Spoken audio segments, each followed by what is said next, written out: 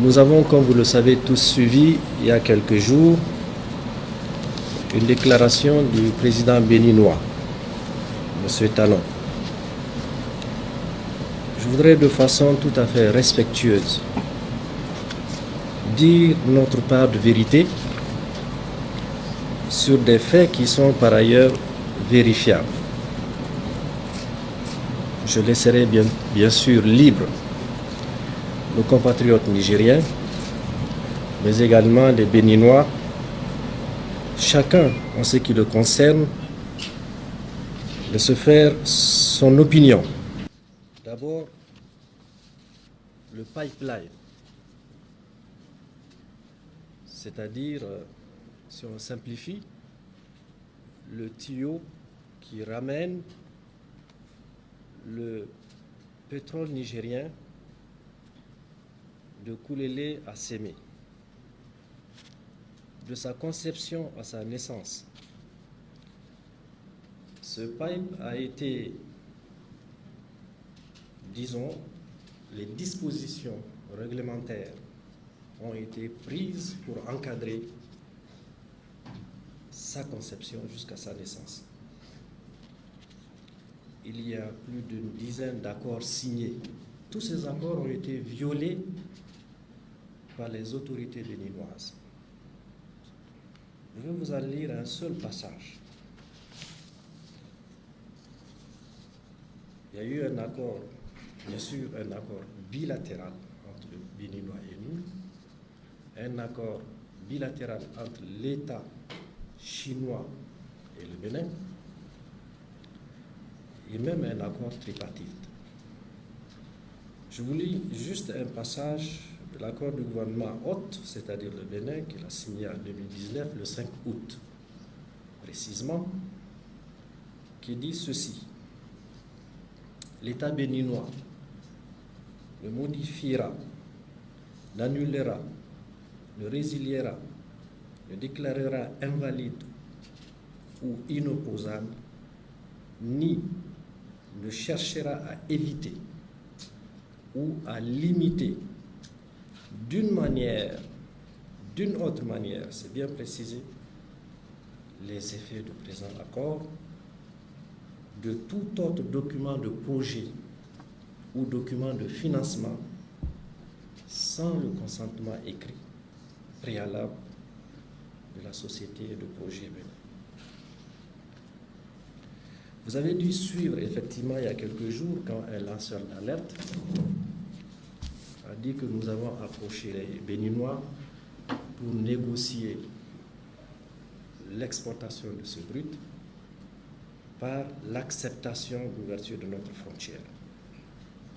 Nous l'avons bien sûr démenti en renvoyant dos à dos les Chinois et les Béninois d'abord, mais également en spécifiant que le Niger, qui a toujours respecté ses engagements, s'en tiendra strictement à ces dispositions.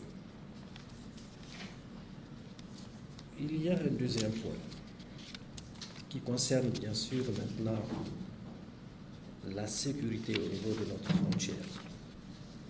Nous avons souverainement décidé de garder notre frontière fermée avec le Bénin. Pourquoi? Pour une bonne et simple raison, que nos anciens partenaires qui sont les Français, lorsque le peuple nigérien dans son ensemble, derrière notre président, le général Tchani, a décidé que ces partenaires qui ne jouaient pas franc jeu avec nous devraient partir, il faudra vous en souvenir. Ils avaient insisté pour que leur porte de sortie soit le Bénin. Nous avons refusé cela en leur disant que la seule concession que nous pourrions leur faire, c'était d'emprunter la voie de 1500 km et de s'en aller. Mais il ne faut pas se tromper. Ils ont fait 1500 km, mais ils sont revenus là où ils voulaient sortir la première fois, c'est-à-dire sur le territoire de la République du Bénin.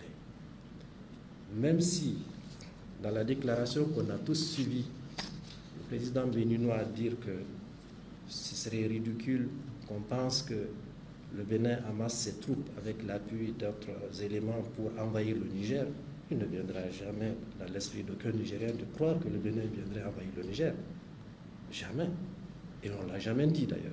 Parce que nous avons dit que sur le territoire de la République du Bénin, il y a des bases, y compris certaines d'entre elles où on entraîne des terroristes qui doivent venir déstabiliser notre pays. Voilà pour des raisons de sécurité simples, des raisons pour lesquelles nous avons décidé de garder cette frontière fermée, malgré les liens historiques et millénaires que nous avons avec le peuple béninois, qui lui-même, nous savons, qui n'est pas d'avis avec certaines des positions de leur autorité. La carte où se trouvent ces bases, exactement, il y en a 5, dont une où il y a des entraînements pour venir déstabiliser. Ils le font d'ailleurs à l'extrême ouest du pays. Ces bases de déstabilisation connues et documentées dans les localités de Tourou, Kandi, Borga, Parc de W, Madekali, pour ne citer que cela. Donc ce n'est pas une vue de l'esprit, c'est une vue réelle sur la base d'éléments documentés. Voilà la raison pour laquelle notre pays a dit, pour l'instant, nous gardons fermée cette frontière jusqu'à ce que le Bénin décide de traiter de cette question essentielle. Sur la question également des céréales, vous avez dû suivre, pour dire que les productions céréalières sont destinées au Niger sous la forme de fraude. D'abord, le Niger n'a jamais demandé que ces céréales produites au Bénin, et donc concernant le revenu des Béninois, rentrent sur notre territoire sous la forme de fraude. Tout ce que nous faisons depuis le 26 et bien avant, c'est de lutter contre la fraude. Donc si les Béninois décident, c'est-à-dire les producteurs, de tenter, malgré la fermeture de frontières, de venir écouler leurs produits, grand bien leur en face. Nous avons laissé, parce que ce sont les mêmes populations de part et d'autre, et le Niger n'est strictement pas dépendant de ces importations. Il faut le dire, nous avons aujourd'hui des éléments pour prouver. C'est une décision que le Bénin a eu à prendre, nous la respectons, nous en prenons acte, mais il ne faut pas accuser le Niger d'être responsable du renchérissement des prix de ces céréales.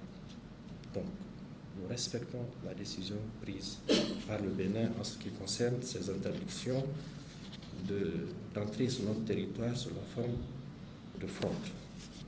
En conclusion, nous disons que cette attitude du Bénin, plutôt au travers de la plus haute autorité, nous rappelle malheureusement une sorte de volonté d'asphyxier le Niger. Et ça n'a pas démarré aujourd'hui. Notre souhait, c'est d'entendre raison, de prendre les dispositions. Le Niger est prêt à rouvrir sa frontière lorsque nous allons avoir la certitude que notre territoire est en sécurité. Le combat que nous menons aujourd'hui, le combat de souveraineté, le combat de dignité dans le respect de l'autre, c'est tout à fait naturel. Nous voudrions vivre en paix. On n'a accusé personne, on n'a attaqué personne.